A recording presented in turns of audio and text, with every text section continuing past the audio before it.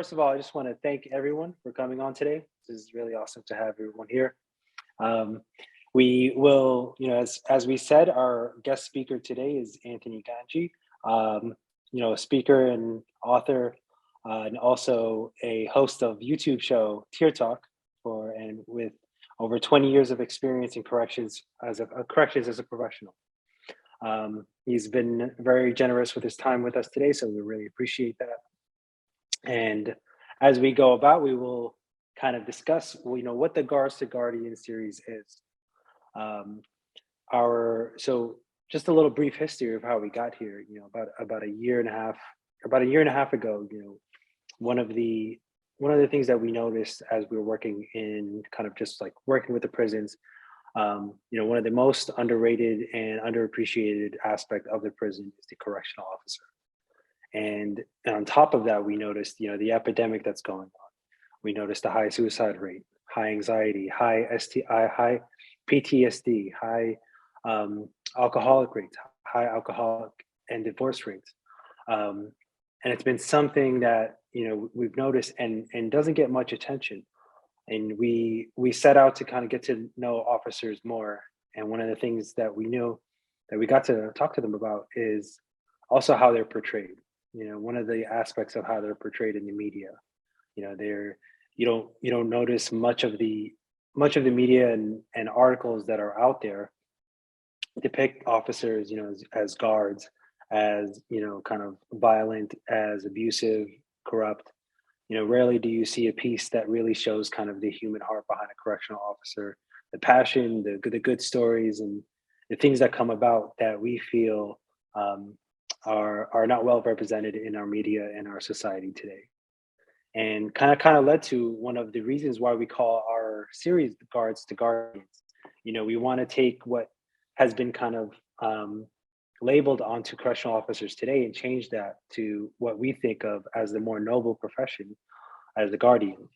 Guardian is someone who is more of a protector, a keeper, and someone who's instrumental in actually helping in the restoration of people and the redemption of people who are in their care. And we think that not many officers get to be appreciated and respected like other professions do. So on our kind of our journey here, we are starting a 5-week series where we'll have a guest speaker talk. Anthony is our first. We will have a one officer talk per week here every Thursday at 6:30 p.m. Eastern time for those who would love to join. We will go over the book. We will go over then the speaker we will read a section of the book actually, and then the speaker like Anthony today will then kind of talk about the book, his experience, answer a couple of questions, and we'll have a little discussion from there and then wrap up. How does that sound for everyone? Awesome. So quick first, I kind of want to show everyone the Guards to Guardians website. It's kind of our, kind of where we have all of our interested links and everything. As I can pull that up here.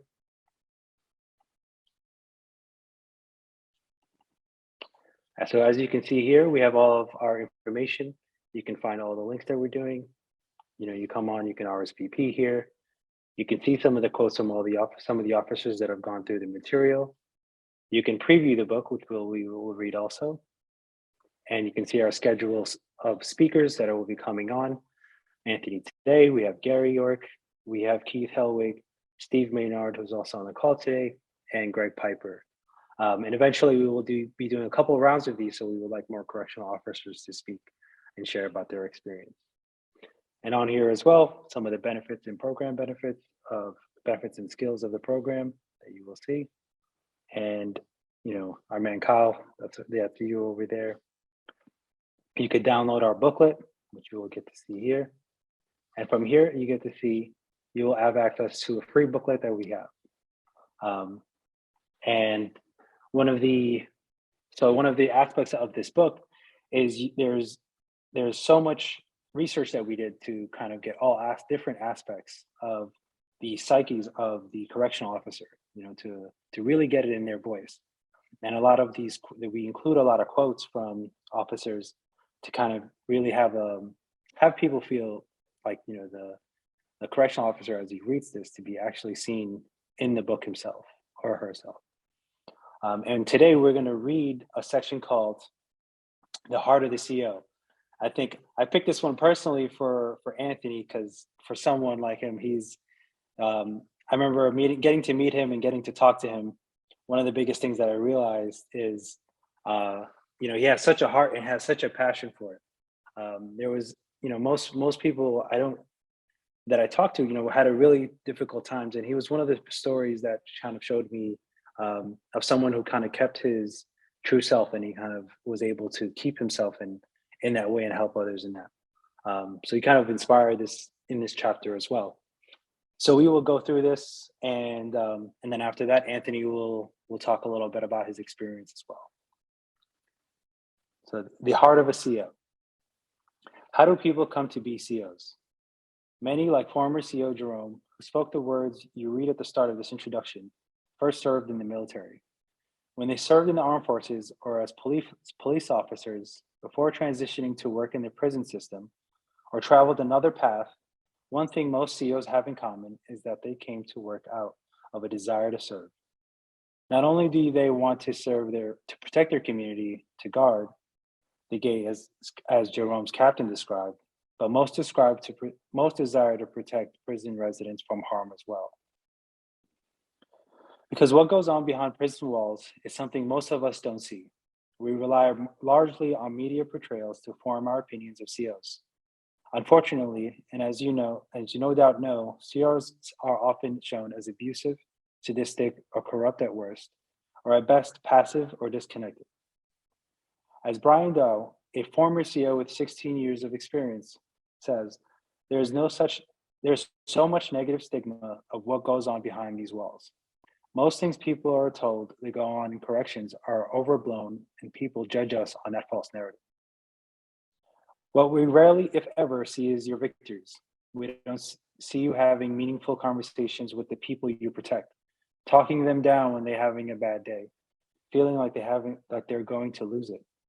We don't see stories of COs like Kyle, who says when he worked as a CO in Arizona, he focused on being a problem solver for inmates. If I saw an inmate had a problem or was frustrated about something, my first reaction would be to talk to get him to explain what happened so that together we could find a solution, says Kyle. We don't see you putting yourselves in harm's way to prevent a fight. We don't see the struggle and despair you experience when you find yourself at home struggling to relate to your spouse and yelling at your children as if they were inmates. We don't understand how hard it is to be gentle and compassionate and greet your family with a loving heart when all day you've been dealing with the consistent threat of violence. As former CO Brian describes it, we all know when we sign on this job comes with physical danger. They don't tell you about the danger to your mind and spirit. Over time, you begin to lose your natural tendencies towards human empathy and compassion. A part of your humanity is slowly whittled away. To engage in this work and to do it well, especially over the long term, requires not just a calling, but superhuman abilities. Some might even say that the abilities of a superhero. Under the extreme duress you experience from day to day or night to night, you have had to focus entirely on survival skills, forgoing the realization and further development of your deeper gifts. You have become caught in a cycle of diminishing returns as the fulfillment of your once anticipated or experience from your work has declined or perhaps disappeared entirely. According to a national survey of COs, 91% agreed with the statement that PTSD is a serious and pervasive issue within corrections. When we become marginalized or fixated on a survival or focus and perception narrows, it becomes harder to see a way out and to imagine the possibilities of what can be, of how things might be different. Instead, your circumstances, those that Brian described, have you feeling your way through the dark, just trying to get through from your day to day and doing whatever you need to do to cope. Perhaps by now, you have become a distant memory, or perhaps you've forgotten them altogether, yet it is still there. What is someone like Kyle doing when he's able to engage meaningful with inmates on a personal level, on the level of one human being to another. What superhuman power is he invoking? It's neither vague nor mysterious, but it is much larger than all of us. That power is love. If you wince or recoil at the mention of love at this contest, think of a moment about the incredible transformative power that love has had in your life.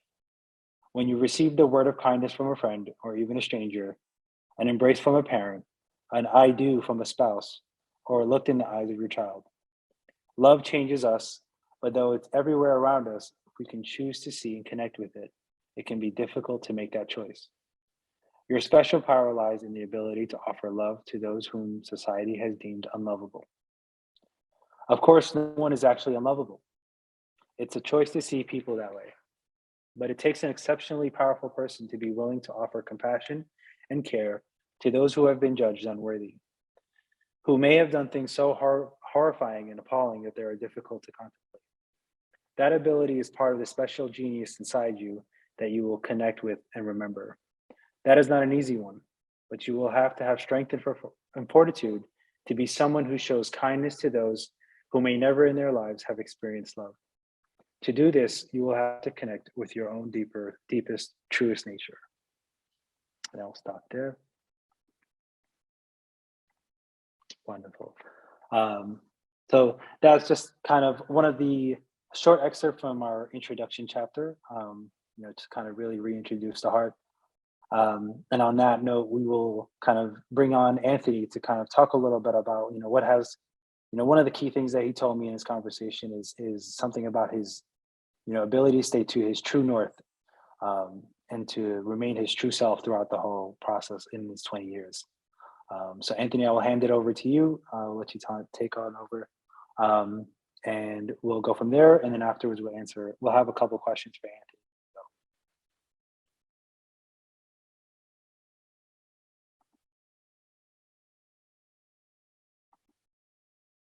I'll mute you now. All right, I'm back. Yeah, there it goes. I was waiting for someone to say he's muted, so I didn't want to move my mouth. So basically, one of the things here is that I always tell people we have to elevate the profession, and the best way to elevate the profession is to see what our true purpose is behind the wall, and it is a service. It's a service to others in general. Obviously, how we service each other will directly have an influence on the inmate population. So for me, I believe that the profession had very little negative impact in me. For me, when I entered corrections, I had a very good understanding of who I was, and I promised myself that I would stay within that. And again, for anybody going into corrections, you have to know who you are, because this environment will change you if you allow it, and I'll get to that. But you have to know yourself at a very fine level, because if you don't, then the shifts can be small and subtle. So you have to know yourself at a very fine level so you can resist the shifts that you feel are impacting you in a negative way. They're in conflict to where you want to be. And that also brings us to what we said before about the North Star.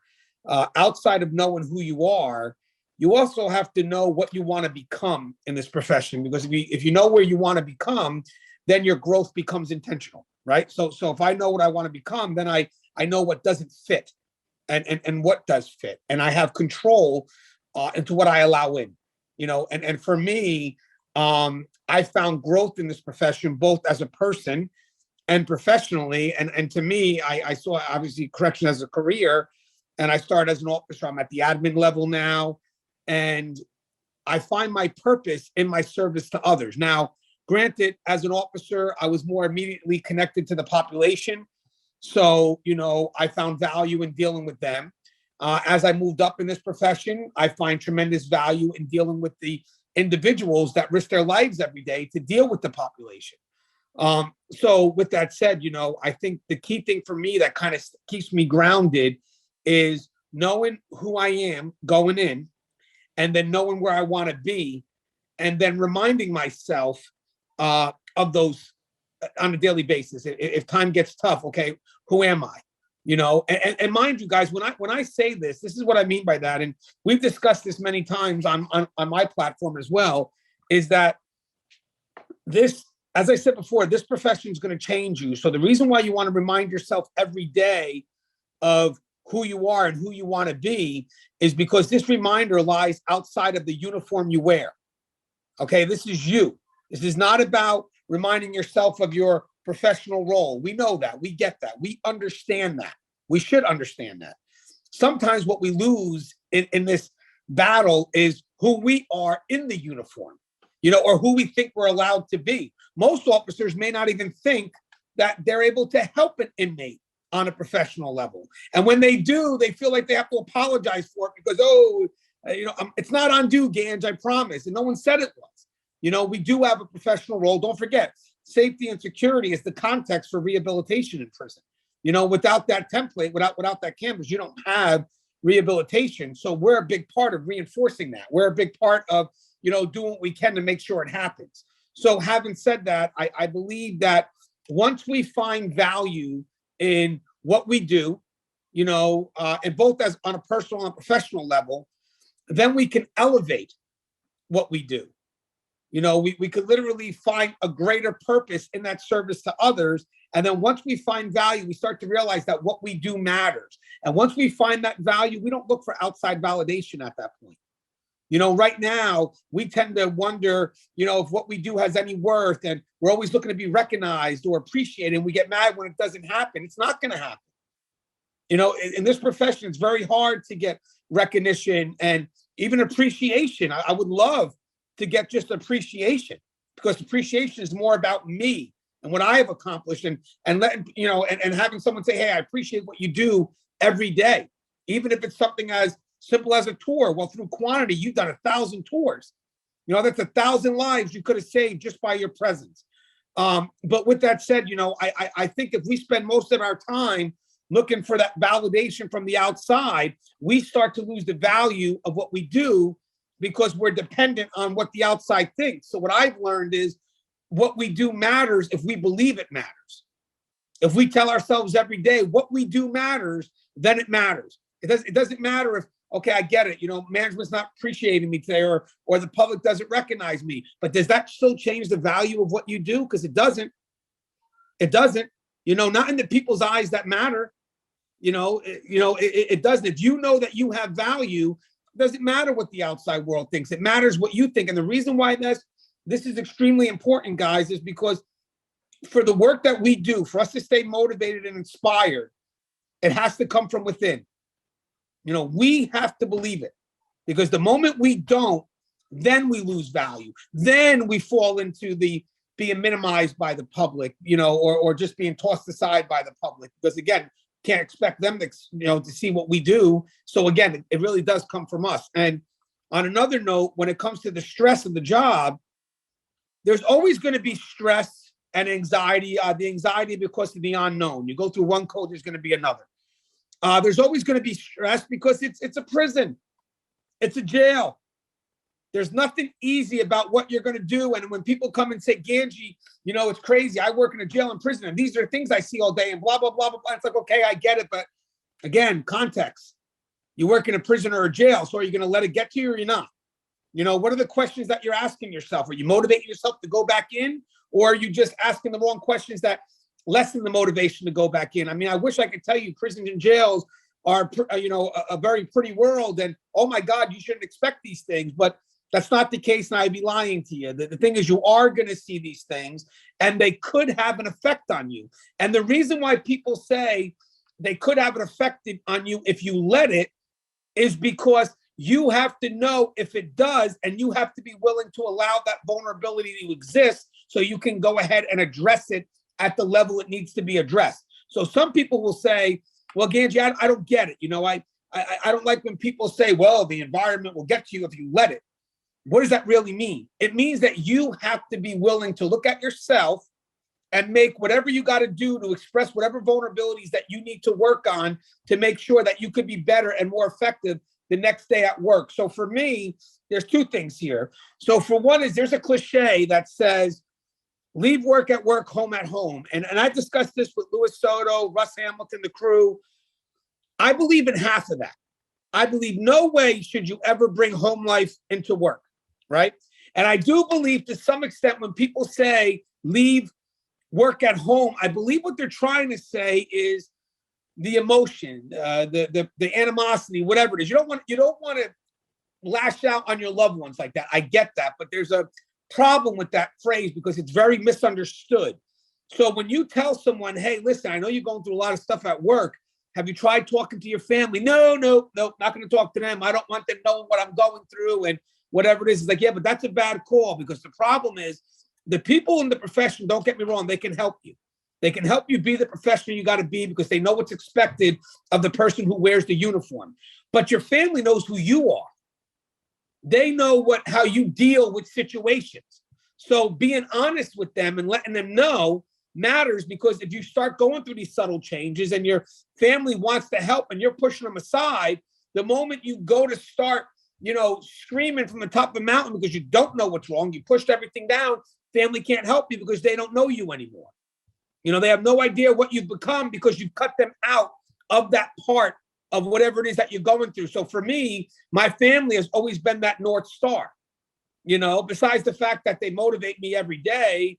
The key here is that if I start to shift, they're quick to correct me, and that's because they know me enough to know when that shift occurs. The last thing I want to do is silence them. And the next thing you know, when I am shifted, they just allow it to happen. And eventually I don't even know who I am. So this thing where turn the light on, turn the light off, that becomes rather confusing, because let me tell you something. I can play the professional role and still be me. I don't have to change into somebody to go be an officer.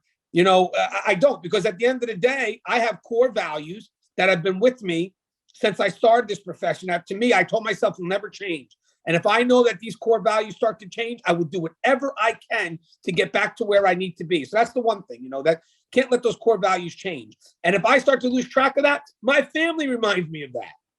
Hey, what happened to you? These are the things you're doing. Why you made that decision? Why you made that decision? That's not like you. And I'll tell you a moment, if I may, where I kind of validated, at the time it was 18 years, but I could just be preaching to the choir, right? I mean, you don't know who I was 20 years ago. You don't know if I was, this one person now and I'm talking to the choir. So what I could do is I can give you a moment in which I realized that I remained who I was. So I remember I had a ITI. I won't say names, guys. I gotta be careful. I can't always be specific, but I can share with you a scenario to express the story without being specific to who it relates to. But I just want to give you a scenario. And it's a true scenario. It is what it is. I had an ITI that had issues with my lobby officer, which, if you work in corrections, lobby officers are very undervalued position for some reason. They're the gatekeepers, and they seem to get hit up with just people that don't understand why you have to be strict in that lobby.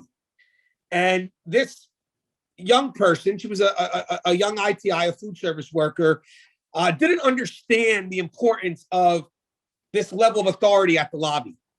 So officers, knowing that she was young, would be like, hey, Ganji, we're having a problem with such and such again. Do you mind talking to this individual? And of course, let's see what we can do. I don't want to write up anybody. I'll be honest with you. One thing is I believe to be constructive first.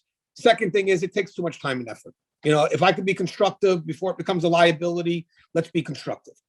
So I called the person up to the office. And for me, she was a different person, whether it was my authority, I don't know, but I saw a different side of her. And I did see a kid that was confused and just didn't understand the system well. And at one point, when the lobby officer is trying to work with the individual, they would argue as if it's a win or loss. And really, we should be looking to solve a problem. But now we're taken out of the context, and now it's just a win-loss. So I kind of mentored her a little bit at that moment, kind of talked to her the importance of the lobby and try to express it and, reaffirm what he does at that lobby, why it's so important. And even though you may see it as a hassle, you ask any custody member, I'd rather have a lobby officer who's a pain in the ass than a lobby officer that's everyone's friend.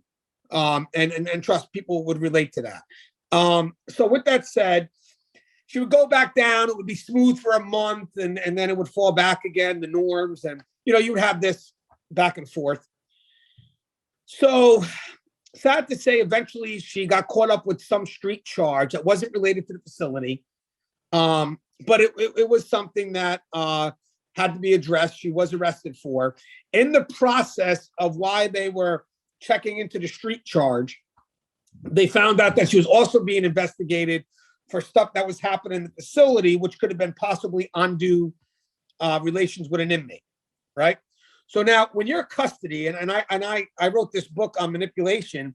When you're custody, there's a zero tolerance for that level of relationship with an inmate. Now, obviously, there's an effort to help. We get it, but there is no crossing the line. For us, if you cross the line, you've chosen a side, and it's that drastic, because at the end of the day, when you chose the side, it's like you don't have a care for my life, you know. So there was this level of animosity when I had heard that there was this potential for her to have been caught up with an inmate. So of course, and I'm an admin at this time, but my roots will always be custody. So there's always that, man, I can't believe she did it. And there's this level of frustration that does get to you. It's not fake, it's legit, because at that point, as I said, there's a side. You've drawn a line and you've crossed it. And again, it relates to the safety of being, you get compromised, your safety is it threatens the safety of the facility. So with that said, I had to go deliver the charges to her at the county facility in which she was being held up at. And in my mind, I was frustrated. I mean, I couldn't believe she did this, whatever it is. And there's an animosity with zero tolerance. Going to go in, deliver the paperwork, be done with it, cut her off. I mean, she made her choice, blah, blah, blah. But I also felt conflict because I dealt with her multiple times. So there's questions in my mind was, I invested, not spend time, I invested time. Investing time is a lot different than spending time with somebody. Investing time is an effort to get a positive result. So there's concerns of whether I did enough, levels of guilt, whatever it is. But as I'm driving to the facility, I got conflict here because I want to hate this individual because of what could have happened. But then I have conflict because I also know the individual. I've invested time. So the moment comes where I enter the facility and she's, comes to the area, young kid, maybe early 20s. I got the charges and I give her the paperwork and I turn around, I walk away, and she turns and says, I don't know what to do. Simple question. So I stopped for a second and I said, how am I going to answer her? Do I want to walk away from her because she chose her line? Who gives a shit? And at the end of the day, she dug her own grave. Or do I answer it as me, Anthony, Tony? What? I didn't ask myself, what would the profession want me to do? What do I do as a human being? There's nothing undue here. It's just she asked a question. Do I answer her or do I walk away? Again, the profession in my mind may have said, hey, you got to do this. But in my mind, what is it that I want to do?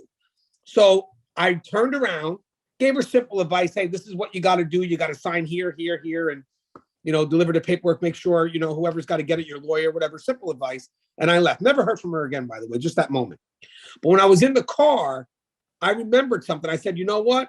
If the profession would have changed me, and if I would have allowed it, there would have been a good part of me that would have not turned around.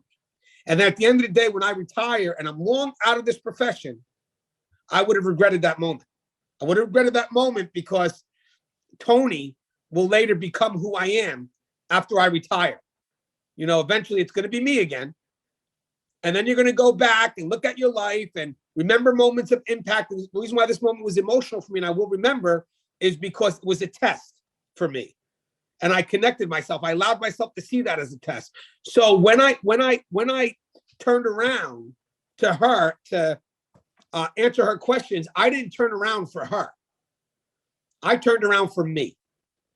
And when I did, I reminded myself that, guess what? After 18 years, I'm still me because I know Tony.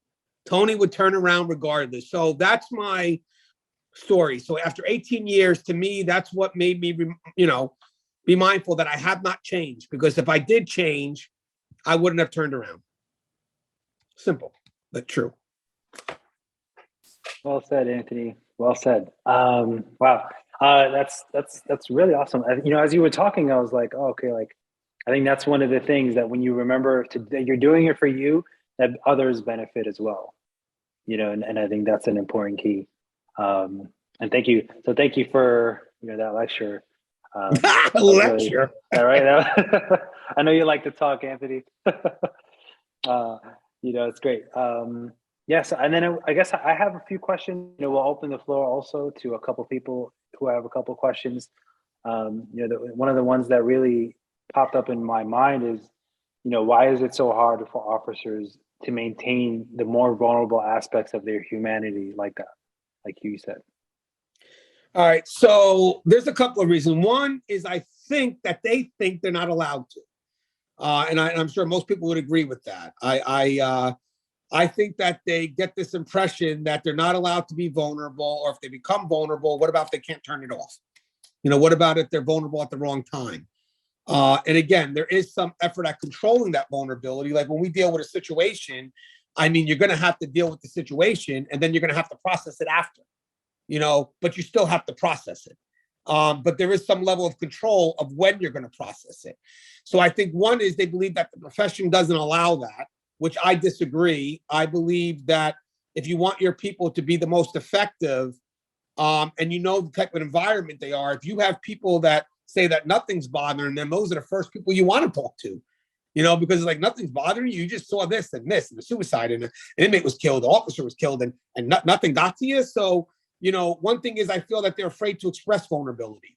Another reason is that, do I trust the environment to allow me to express vulnerability? If I express vulnerability, what's management going to do to me? So again, you have to build a trusting environment. So the front line says, okay, you know what? I can be myself. If there's a concern, I can trust management knowing that they're going to do the right thing. And again, that's a perspective that you kind of sometimes have to just jump in on, because most of the times, I'll be honest with you, there's this generalized animosity between management and front line. Most of the time, the generalized animosity is usually related to, I have a problem with Joe. Joe represents management. I hate all management. Now, the problem with that is that generalized animosity causes a big divide, especially with resources.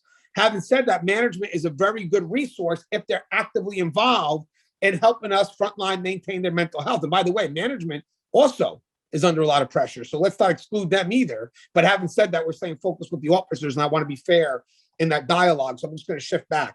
But with that said, you have the officers that have to trust management, knowing that, hey, I have a concern. Can I trust you? Are you going to get me help? Or do you know where I can get help? Now, with that said, sometimes you have people that look for excuses not to trust management, and they don't even make the effort. And what they'll say, well, management is going to do this, or do this. And it's like, well, have you tried? No, but I'm just going to assume. Stop assuming. This is about your mental health right now.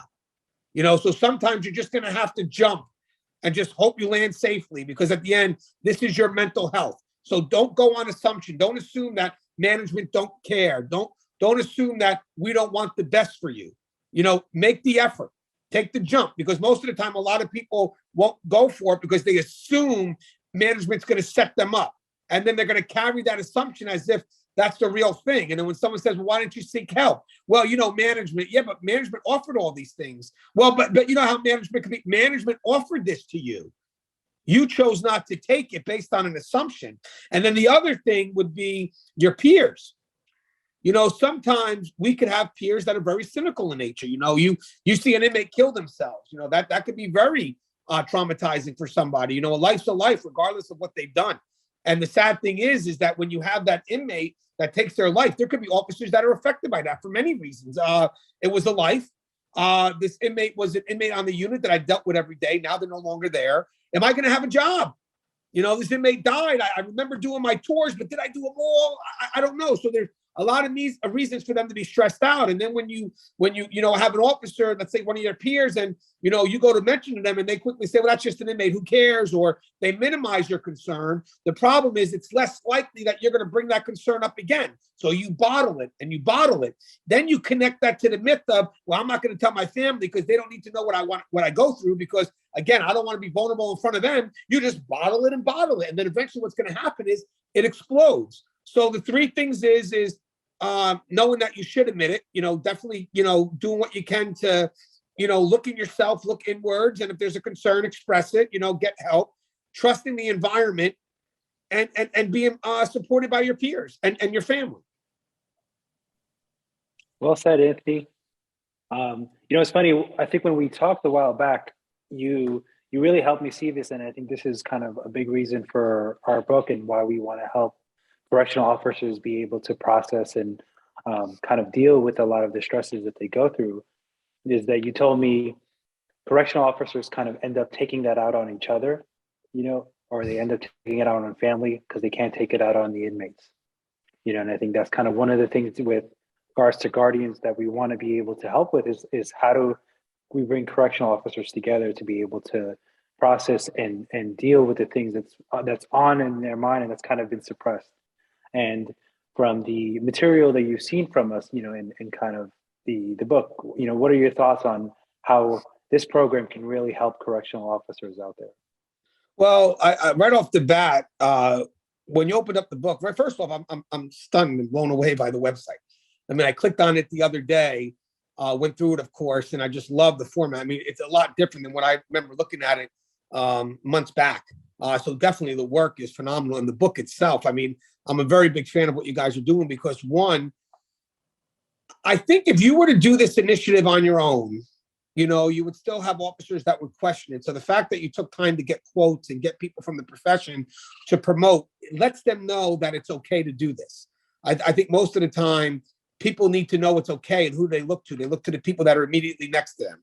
It's the first thing we do. If I'm looking to see if I want to do this, what do? I look to see if people I relate to have done it as well. So opening up with quotes and expressing what their thoughts are and the urgency of seeking for help from people who have lived it and went through it and have told their stories, regardless of the outcome of what their story was. Because I mean, you have some very powerful stories. I mean, I've worked with a lot of officers that are also involved in what you're doing right now who have been there, and being able to get them to come up and share their story and then telling people it's okay, it motivates people and it gravitates them to what it is that you're trying to accomplish. The other thing is, I think that's where a bulk of what you're doing comes from. I think not only did you take quotes for the sake of quotes, you also formulated your book on what you felt was being expressed in those quotes, what you felt was being expressed in those concerns. So with that said, your whole book is centered on us outwards. Most of the time, the problem is when you have people that want to try to say that they're going to help us, they help us from the outside in, and that doesn't work. Not for us. I think what you did was you said, you know what, let's do it this way. Let's start from the inwards out. Let's find what it is that's stopping them from wanting help. Let's find what it is that's stopping from vulnerability, and let's work from that instead of trying to offer something to people that they don't trust taking because they don't even know they need it. So what you did was, you know what, let's not even offer a solution yet until we can find out if they truly think they need it. And that's what you did. You were able, during your writing your book, to get people to express their vulnerabilities, let them know how these vulnerabilities relate to the profession. And then the people that read it will say, you know what, I could see myself going through that. Or even if it's not me, I could see someone else going through that. So with that said, I could also maybe use this book to help someone else, because sometimes I don't have the words to help somebody. Sometimes I may not know what to say. But having said that, this book covers so many different perspectives, from people who have been there and done that, that it provides us the words we need to help someone else when we're lost in emotion. So there's just so much there that benefits what it is that you're trying to do at the highest of level, which means you're looking to care for the people that care for the inmates behind the wall. And yes, I said care. I said care for the inmates behind the wall. It is what it is. But again, if we want to have our mindset correct, it really does take the effort from us within. And you provided us pretty much a way to do that by letting us know, hey, it's okay. And not only is it okay, here's what we're going to do. So you're not on this journey alone. Well said, Anthony. Thanks. I have a couple questions, but we got Marcus who has a question for you here. So we'll have Marcus come off mute. Thanks, Anthony. This was great, insightful, touched my heart, touched my mind. This was wonderful. I had a question. Thinking about your story of how you you knew that you'd remained with yourself from that moment with that young employee. My question was like, has there been a moment where you felt like you lost yourself, and then how did you come back? How did you realize, wait, that's not Anthony, that's not the Anthony I know and want to be? And then once you realized it? How did you come back? All right. So you know what? I'll be honest with you. As I moved up and I crossed into the administrative level, I worked under 4 different supervisors, each one having their own style. And at one point, because there was some inconsistency with the shifts and all these different people you're working for, that when you finally find a path, you got to change it. And, just a lot of inconsistency. I started to become disenfranchised. I really did, because I just, you get yourself set in a way, you're moving forward, and all of a sudden you fall back 20 steps and you have no control of it, and I felt, for me, what I had to do at that moment was to really find what my purpose is and make sure that no one can control that purpose. That purpose is for me. It's my why behind what I do. Before I can even understand the why and the what, I got to understand before I can even understand the how or the what, I meant to say, I got to understand the why. Why is it that I'm doing the things I'm doing? And if my why was strong enough, if my purpose was strong enough, if I'm driven and passionate about that why, then it really doesn't matter what the people on the outside do, or sad to say, how they may make me feel, because in the end, I'm internally driven. So with that said, I think that if I start to find that I'm shifting and it's because of external pressure, because technically that's what it is when you're in the admin position, but also even as officers, but a lot of external pressure that we face, you have to kind of look inwards and balance that by pushing out, so this way, at the end of the day, is you don't let the change who you are, but you can only do that by, redefining your purpose. And by the way, there's another thing to that too. Even in the smallest of things, we have task significance, which means that we're connected to a bigger picture. So, everything from a tour to a search, whatever it is, it connects to something bigger and better. So that also relates to the purpose, the why, and adds value. So I think when I start to become disenfranchised, and again, if it relates to the profession, and I'm at a point where, I kind of can't escape because I've allowed that to be in the control of someone else, I have to take that control back. And the best way I can do it is remind myself of what it is that I'm trying to accomplish for a greater good, who I want to be, and then keep trucking on. And that's intentional. And that's every day. That's every day, because every day you're going to have a moment and you could either say, I'm going to give up or I'm going to move forward. And most people, they give up because they give up, they get these excuses. And at the end of the day, excuses don't move you forward. What questions are you asking that's holding you back? So what I did was I started thinking about the questions I asked myself in my head. And I'm making sure that the questions I ask now motivate me and don't hold me back. And if I start finding myself asking the wrong questions that are setting me back, I connect to someone else who will literally, and it's a friend of mine who's quoted in my book, who will literally say, hey, Ganji, wake up, because your mindset right now is so negative.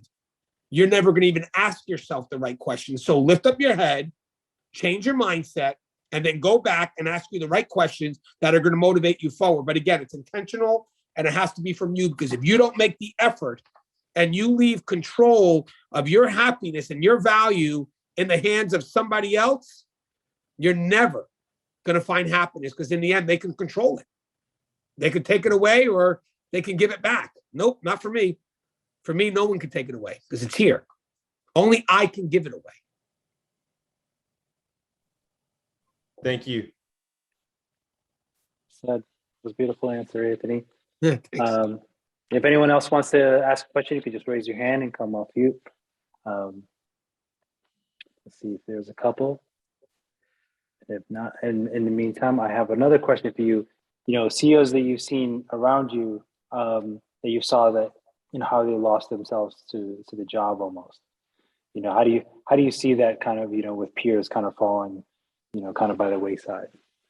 All right. So in my career, and Soto could say the same, Russ, we've all had our staff that have kind of taken that way out, sad to say. I used to be part of a CISM team in which we responded after the fact to talk to staff who could have been affected by a loss. I remember one in particular where there was a training instructor who everybody loved, but also took the life of someone else before they killed themselves. So you had people that were conflicted in how they should feel. I don't know if I should feel a certain way, Ganji, because at the end, he took a life. I said, it doesn't matter. How does it affect you?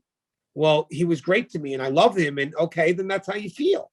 I mean, regardless of what they've done, if you want to be correct with yourself, you can't deny feelings based on, what you think people are going to expect you to feel, so for the staff, so there's I guess two questions here. One is, are you asking, have I ever dealt with a staff member that was close to hurting themselves or killing themselves, or have I ever dealt with a suicide, and how did I build myself from that? A staff suicide. Which are we doing both? Yeah, it was kind of to a general in both those directions. All right, so going back, I believe that SISM was the first time I really had true interactions with people dealing with a loss and seeing how the facility is affected. And I do believe that when there's a loss, you do have to have some level of lockdown to the facility, let staff adjust, and because there's many feelings there. There's obviously depression, anger. People don't like suicide. People get angry when you leave the world without closure. I've seen it. No judgment here. I'm not passing judgment, but I'm just telling you how people tend to feel. People tend to be depressed, confused. Confused is a big one.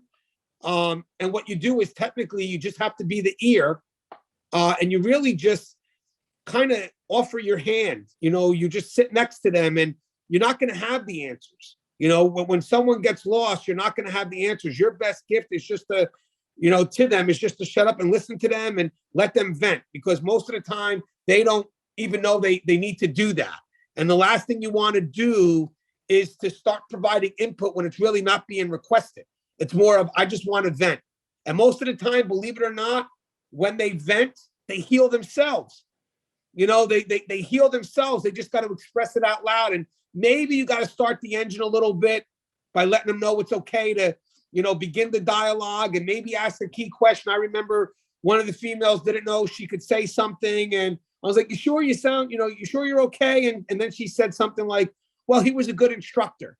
And right off the bat, that's when I knew. I told the guys, hey, I'll stay here in this unit here. You guys go out. And that's what I knew opened the door. But all I did was ask that one or two questions, and the rest was her leading the way. And the funny thing is, when it was all said and done, and yes, I could shut up, trust and believe that, I could shut up. When it was all said and done, just by being there, not saying much, being there, actively listening. If you have a question that really relates to what they're saying, being so involved in what they're saying to get clarity, not to kind of just, I'm sorry, what was that last one? I meant, show them that you care and you're interested. When you leave, they'll talk about, man, that guy, he was just there for me. And that's what they're looking for. They're looking for someone that's just there for them. So at that point there, I realized at that time, it's not much about you talking. It's just about you listening. And then just kind of letting them know that in the end, it wasn't their fault. However that could be. And most likely that comes out when they're doing their dialogue and their discussions. And now as for so for someone that you find that is depressed and could be leading that way. So here's the thing about that, guys. Most of the time, you may never know. And then the problem is you go back looking at that last interaction you had with that individual, and you question every moment with hindsight bias. It's like, oh, they said this, they said that. How can I not pick it up? Your mindset's different now. You're focused on the outcome of what happened, and now you're going back and reevaluating everything you've done based on the outcome of something you did not have the information before. So you're unfairly judging yourself based on a situation you knew nothing about. So the first thing you do when you have those people that feel that, because that kind of relates to the first part. Let me finish that. When you have people that feel that, they could have done more, that I could have done more, I could have said more. The funny thing is, what people don't realize is that interaction could have prolonged that person's life. Maybe that day they were thinking about it, but they decided not to. But you can't be there 24 hours a day. You can't be there 7 days a week. All you can know is that through your interactions each day, that you gave that person that much longer to continue moving forward. So now again, that was that part. Okay. So for someone that may be reaching that point, again, sometimes they're not going to express it. They're not, trust and believe that I've had people that have committed suicide that you'd be shocked about. And most of the time, the suicide could have been impulsive and situational, So again, how are you going to know that? It just happened, based maybe a wife cheated or a husband cheated, whatever it is. And, they do it. Some cases you could have somebody that may have a history of depression, but that doesn't mean it, because they could be very good at hiding that. That could mean they'd be very good at hiding that. So all I would say is that if there is some chance that there is an inkling, maybe someone hints to something or whatever it is, the only thing I can say is never take it as a joke. Make them know that you're not taking it as a joke. And then whatever you could do, if there's resources that you can offer them or whatnot, you make the effort to try. But I would literally say anything that comes off center, let me tell you something. If that person wasn't joking and it turns out to be true, I have seen people after a suicide that haven't been able to live that down.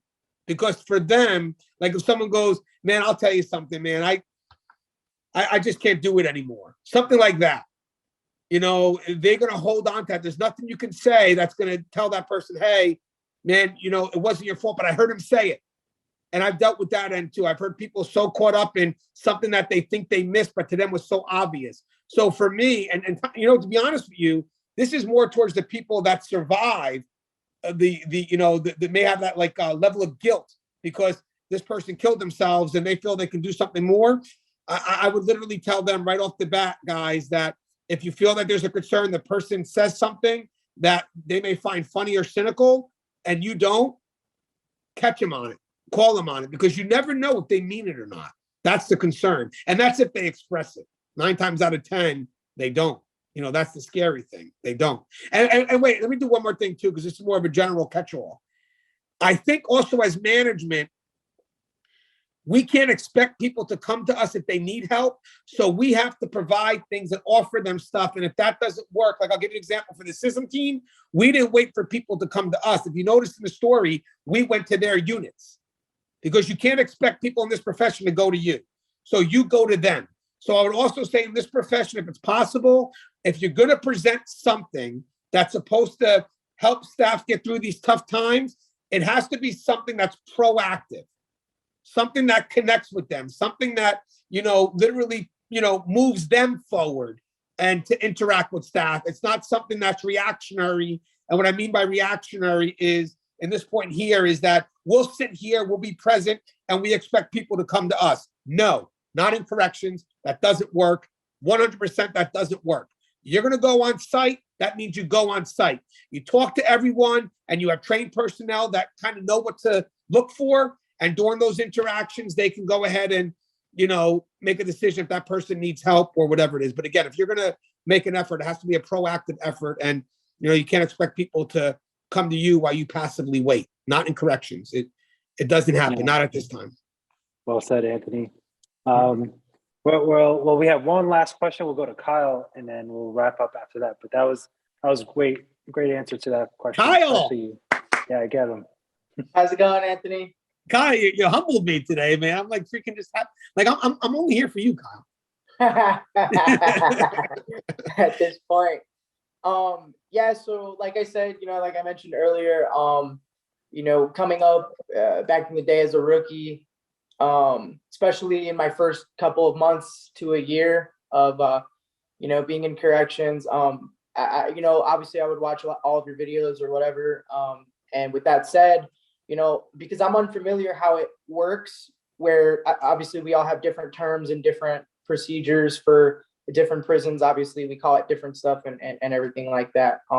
But as far as, I figure since I have you here to ask a personal question, as far as custody levels go, again, I'm unaware how they, I'm aware of the custody levels for the prison that you work in. I don't know how that works for you, but here in Arizona, we only go up to level 5. So the unit that I worked in, just to provide you some context, the unit that I worked in was a level 5, but the way that it was ran, because we had, the SMIs or the severely mentally ill, and then we had the IHP units, which were integrated housing program.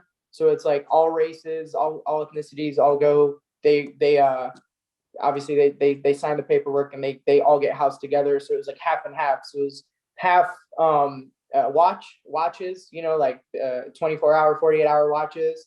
And then the other half of the houses were IHP, or the GP, you could call it, which it's not a real GP, because we know that obviously we all know politics, you know, races are usually housed together, but here it's not like that. But when I would go obviously do a transport or do a hospital run or just go to any other unit on the complex, you know, my unit was always like, people would always be like, oh my gosh, you're from that unit? Like, wow, it must be like, but then I would think about when they was, because we were the highest level custody on the yard, on the complex, and then everything else was a 2 and 3, I think were the other custody levels. So 2 was the like minimum, like, you know, open bay and all that. And you know, at some point, someone asked me that question, like, oh, you're from that unit? Wow, it must be so crazy or scary, difficult over there. And, you know, I thought to myself, I would rather be in a higher custody than a lower custody. Like, I would not want to be in an open bay at a level 2 at any day of the week, because the second that they decide that something's going to happen, you're 100 to 1. And it's like, I just always wanted to know kind of your take on that. Like, what would you rather be in a higher custody, or would you rather be in a lower custody? That's a great question. I see Soto laughing, Steve laughing.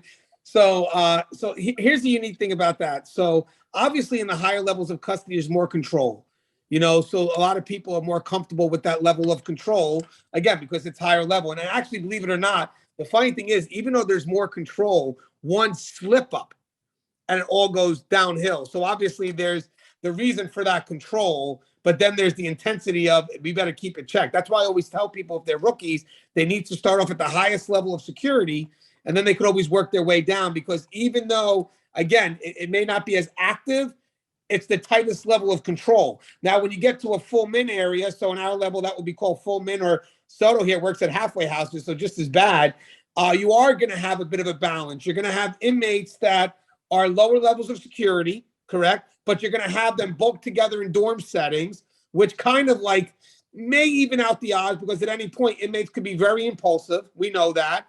Situations could happen on the streets or inside the facility, and, you know, they could take a risk. You know, that's why for me, I'm very careful of the inmates I put out in full min areas, because I want to make sure that their mindset is focused on release as opposed to being more comfortable. So like if you have an inmate that's in the higher level, you know, you got to be wary of them, because they want to make their time easy and comfortable. Again, the more restrictive they are, you know, the more they want to make life comfortable. So their mindset is, how can I get through this officer to make him provide me stuff to make my life more comfortable? Now, again, I don't want to generalize stuff, but that's the mindset you got to have. Now, when you go to full min, of course, you got to have that in the back of your mind. But having said that, for the most part, you should have inmates that are focused on going to the community. You know, they're focused on, I'm going to be out of here one day. I'm going to the community. So let me just do what I can to just get myself where I need to be. And they should be so busy with programming and transitional stuff that they don't even have time to think of shit to do that's outside of whatever their normal regimen is. So for me, I found balance in both. But remember this, though. Every environment I worked at, I went in with a growth mindset. So having said that, even if I'm in min or I'm in max, I'm always looking to grow and learn something new. But I will tell you this. If I, let's say, worked in max, or let's say if I worked in the minimum unit for, let's say, a few years, and all of a sudden I find out that there's a weekend bid that's happening in a max unit, and now I want to bid for that max unit, I would recommend that someone sends me to retraining, because there could be some level of complacency that I picked up with the inmates in full min that I think can be very, very detrimental if I bring those same habits to the heavier side, to the max level. But again, that is on me being aware of those complacency that's within me. So having said that, if I could choose one, wherever I can grow the most, I'm not one that's going to look to remain stagnant. But for me, I've always felt comfortable. And again, this is just my preference. And by the way, I'm only 5'5". I'm not a tough guy. I survive because I will bore people to death with talking. So when I say this, it's not because I'm a tough guy, but because I felt that there was more to learn. But that's not to minimize, because there's a lot to learn in the minimum area too. but I feel that if I had to choose between the two, I think if you want to be the most effective at your game, you have to start at the highest level. And then you could always work yourself down. So if I had to choose and I want to remain at that highest level, as long as I can handle it, don't get me wrong, because again, I'm going with an intentional growth mindset. I want to learn. I would choose the higher level first. And then eventually when I felt comfortable to some extent, I would look to travel elsewhere. But if I started this career right now, I believe they should start everybody at the highest level facility, and then they can work down everywhere else. Because if you start that the right way, then you get the right mindset in those mid areas. So my opinion. And I don't know if I see some. Yes, okay, good. I want to make sure I got Steven Soto's approval on that one. Trust and believe, guys. I was going to head the other way, but I started to see I'm going like this, so I shifted my discussion and went the other way. I also wanted to say, back, and I know this is a schmooze fest over here, but I just wanted to say, you said something in one of your videos one time, and I was having a really hard time with this. You said, and I'm paraphrasing here, but you said in one of your videos, you said, if you're on the way to work and you're like, oh, I can't wait to tell, XYZ inmate about the baseball game. The score. You're thinking about them too much. You're too involved. And you're too involved. You're too involved. And I'll tell you that that really helped me out, a lot during those times. So. Well, that's a pay it forward method, because it was a lieutenant that told me, like, believe it or not, guys, even as I'm writing another book now, it's a daily reader for corrections. I'm at May 2nd, very hard. I got to come up with 365 topics, but I always have a quote from someone from the profession. My last book, Inmate Manipulation Decoded, they're quotes beforehand, because no one is an expert in all of corrections. Everybody has their strengths, don't get me wrong, but we balance each other. And it's very important for me to know that, okay, this topic, okay, I'll do this quote, but I need someone to support that. Who's the best person to go to? And, Matt Maynard's great with tactical stuff. Let me get something from him. Or Soto, man, administration. Or Soto got his doctorate, man. I need him to give me a quote about how to get how to pursue education when you're, working in this profession. That lieutenant, it was great because it hit me as well. The lieutenant had said, if you're ever thinking about an inmate when you're at home, you're already too involved. And there's a caveat to that. The caveat is no matter what capacity. So not even just a love thing, not even like, oh, I can't wait to see this inmate because they make me feel good, when I come to work. No, it's even about, I can't wait to tell this inmate the Giants lost. Why are you at a Super Bowl with your family and friends all hanging out and the Giants lose, and the first person you want to tell is inmate Smith on your wing? It does show a level of closeness. And the funny thing is, when most people think of undue familiarity, they may think of this sexual relationship. That's the outcome of something. That's not what it's about. It's the process. And in the end, I'm going to tell you something. The scariest thing is when there's a rapport developed that could be developed on sports. And guess what's the one thing that we can't stop officers or staff from bringing in? There's one thing right now that is probably the most dangerous thing that the lobby officer cannot stop staff from bringing in. And what is that? Your personal information. So again, you build the rapport with them based on whatever it is, and it's no longer an inmate. It's we're both fans of the Giants, and next thing you know, we're shooting the shit. And next thing you know, we went to, hey, by the way, did you know Steve's a fan of the Giants? We went to the game together. That's none of his business what Steve is a fan of. But it happens that way. And next thing you know, this inmate's got information about Steve that he shouldn't know. And then one day he knows that Steve likes to go to the Giants game every Sunday. So maybe I don't like Steve. And when I get out one day, I know there's a good chance I'm going to see Steve at a Giants game. Or Steve goes to ShopRite every Sunday. And, you slipped and said that, Steve went to ShopRite. So maybe one day I'll be at a ShopRite. And next thing you know, that simple conversation that you thought was about sports was information. And the funny thing is, if you find yourself answering more questions than asking, stop the dialogue. Stop it. Good point. I wrote a book on that. So I was very passionate on that one.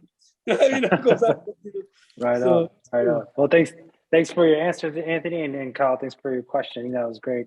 Definitely. Yeah, for sure.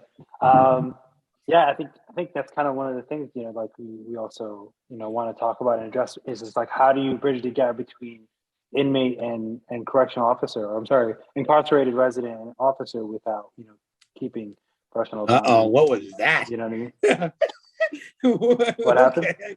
No, you said the incarcerated resident. So Oh, so that's this. all correctional humor. We're allowed to have that. Oh yeah, I yeah. know I looked a certain way. I'm sure Kyle did. I know Steve and Soto went to pretend he's reading a book. So Yeah. so Sorry, guys. It's always inmate for me. And another thing, ain't no such thing as no trustee. That's a porter to me. Sorry, man. oh Sorry. Hey, It's a porter to me. I don't trust see, that. so No. let me explain why. So the point is this: the reason why we're saying that is, as correctional officers, it's different when, let's say you're a social worker, you're a nurse, whatever it is. There are professional labels for those inmates that connect to your role, correct? So like, I'm good with a social, and that's my client, that's my patient, I get it. But the fail-safe for an officer is knowing that the back of their mind, these are inmates, because we're the last line of security. And when you start removing that label, the problem is it could soften our chance for the inmate to pull us out of our prescribed role. So we do connect to that label for our own sake. It's not used to demean them. It's used for us to remind us that at the end of the day, and guys, if custody feels like that, we are the fail-safe. We're the last resort for that. So, we used to call inmates, I love what Kyle said, trustee. Why are you calling them a trustee? What does that mean? It means they can be trusted. Really? Now, mind you, yeah, we're taught in the academy to never trust an inmate. We get it. But there's also universal precaution to that too. But having said that, the reason why you got to be careful, because there's always going to be that wolf. And at the end of the day, if you go in there with 100% wanting to help, then they have 100% chance at manipulating you. So you have to go in with, I know what my job is. I know what I got to do. So check it out. As custody, I'm willing to help them. But having said that, I'm not going to do it to the point where I'm blinded to what needs to be done and related to my prescribed role, again, in regards to safety and security. So I thought that was a good one, Kyle. Right on, fellas. Good teaching lesson right there. Yeah, he brought us back. Well, I actually went a little bit over time, but this was really amazing. Thanks, Anthony. I think you're sharing your history and your story. I think that was really beautiful.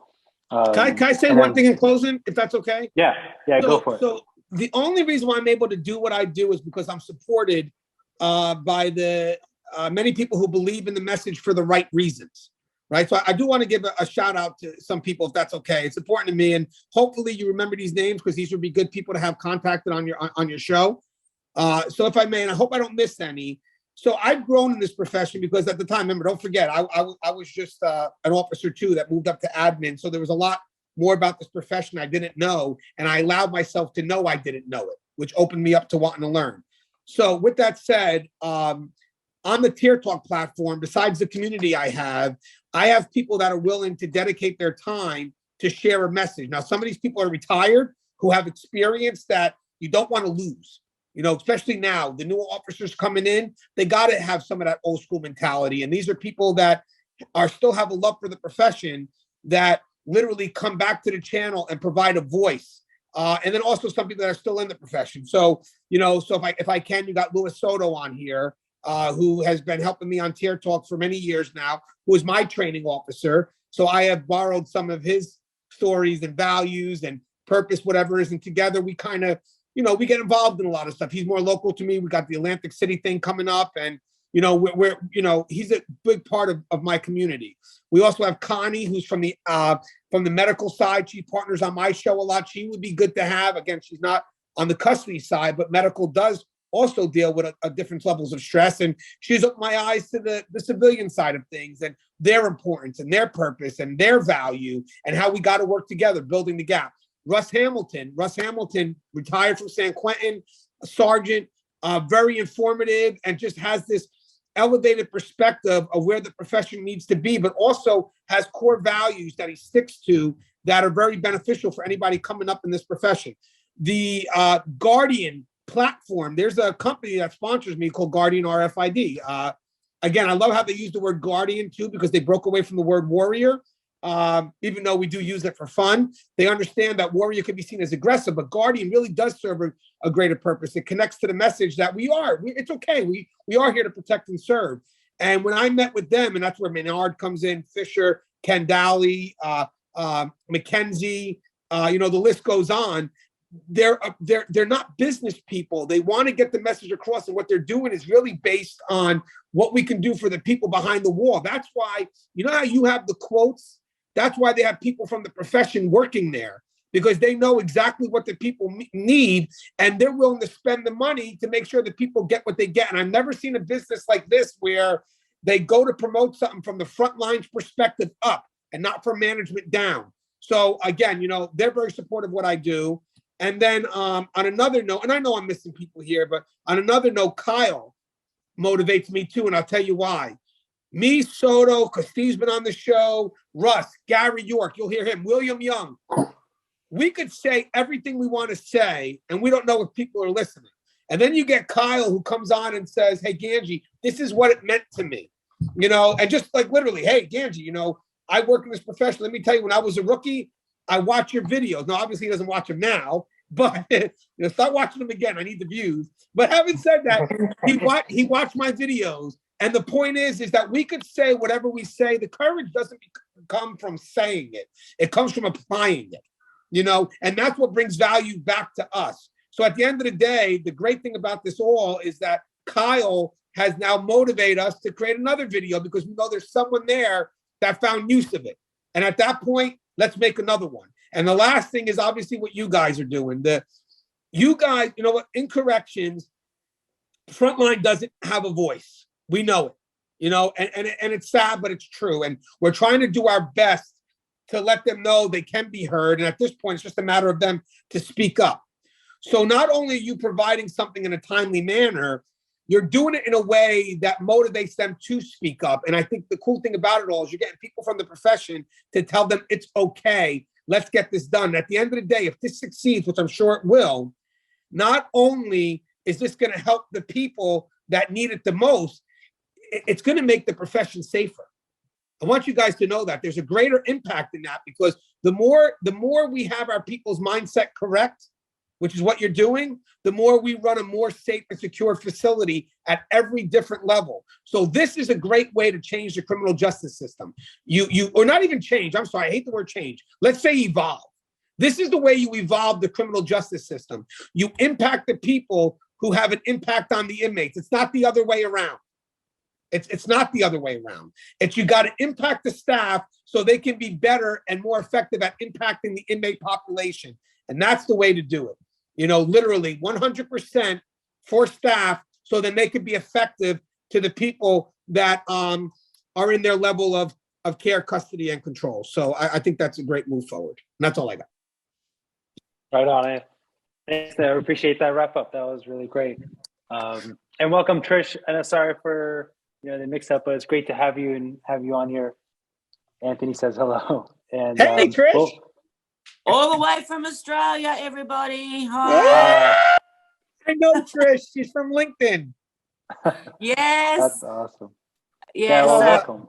I'm trying to spread the word over in corrections over here about all the good work you guys do. So why reinvent the wheel when you're doing all the good work? Oh, well, you know what? Can I tell you something? That would be a good person to have on your thing, guard right there, Trish. For sure. Trish, this is a big thing. I know. And I've been in corrections for 15 years, and what you talk about I can relate to so well. So I'm going to use yous and abuse yous, guys. And we look forward to it. We look forward to it. Yeah, well, so just to wrap up, everyone, because I don't want to go too past our time. We'll put this recording up on our website so everyone can see. We have on our website, as you guys can tell, I can put that up again. We have next week. We have Gary York. He's worked over 28 years in corrections on many sides from different security levels to also being an investigator. And he's now a Corrections 1 columnist and author. So we look forward to having him then. Please come back. We'd love to have and continue the discussion. I think this is something that we we kind of envisioned is to have everyone here and just like this, to have, to also have fun, but to also share ideas, and make connections like we have with, like Kyle and Anthony. And we can continue talking about corrections and how to make this kind of dream kind of keep going. So I appreciate you all. Appreciate you, Anthony, for talking today. And eventually we'll do this multiple times. So I would love to get every different correctional officer to talk on their experience. Appreciate you as well. So we'll keep doing this again. I will send out more information in emails. You can look for this video up on this page. And I'll see you guys next week, same time, 3:30 West Pacific time and 6:30 on the East Coast. Thanks, guys. Thank you. Thanks, Take Chris. care, everybody. everyone. Thanks, Stay Kyle. safe. Take care, Great guys. seeing Love you guys. everyone. Thanks Bye, for coming. Anthony. Love you guys. Bye. Thank you.